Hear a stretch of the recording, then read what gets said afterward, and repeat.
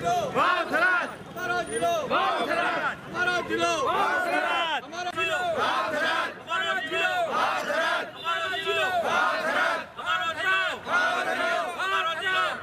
કહેશો આજે જે પ્રકારે ઉજવણી થઈ?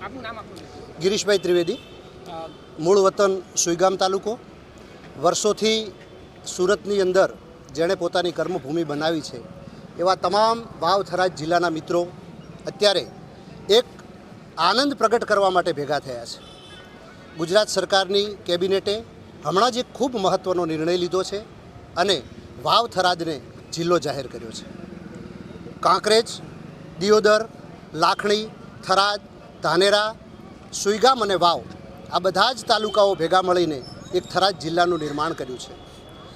થરાદ જિલ્લો એ ભૌગોલિક દૃષ્ટિએ છેવાડાના જે પહેલાં જિલ્લો હતો બનાસકાંઠા પાલનપુર એ 150 કિલોમીટર સુધી અમારા વિસ્તારને દૂર થતું હતું, જ્યારે આજે થરાદ જિલ્લો બનવાથી પ્રજામાં ખૂબ જ ઉત્સાહ છે. એના માટે કરીને અહીંયા બધા ભેગા થયા છે, ફટાકડા ફોડી, મીઠાઈ વેચી અને બધાએ પોતાનો આનંદ પ્રગટ કર્યો છે. અચ્છા, થરાદ જિલ્લો જાહેર થયો તો પહેલું જ નગરપાલિકાનું ઇલેક્શન પણ આ વખતે જાહેર થશે, કઈ રીતે એને જોઈ રહ્યા છે? થરાદ નગરપાલિકાનું ઇલેક્શન ઘણી બધી ગુજરાતની નગરપાલિકાઓનું ઇલેક્શન જાહેર થઈ ચૂક્યું છે અને થરાદ જિલ્લાનું હજુ આ વખતે હજુ આવ્યું નથી, પરંતુ સરકાર અને ઇલેક્શન કમિશન જે પણ નિર્ણય લેશે એના માટે વાવ થરાદની પ્રજા ભારતીય જનતા પાર્ટીની સાથે અડીખમ છે. નરસિંહભાઈ ચૌધરી, ધાનેરાના વતની, ગામ અન્નાપુર ગઢ છે.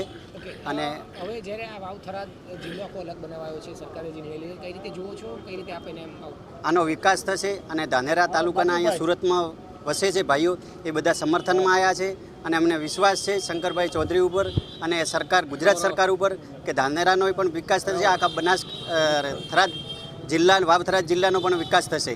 કેટલો મોટો નિર્ણય કહી શકાય છે? સારો, બહુ સારો. અમારા માટે તો દિવાળી જેવો માહોલ છે. આજે અમે દિવાળી માહોલ મનાવ્યો છે, મીઠાઈ ખાધી છે, ફટાકડા ફોડ્યા છે, એટલે અમારા માટે તો સારો નિર્ણય છે.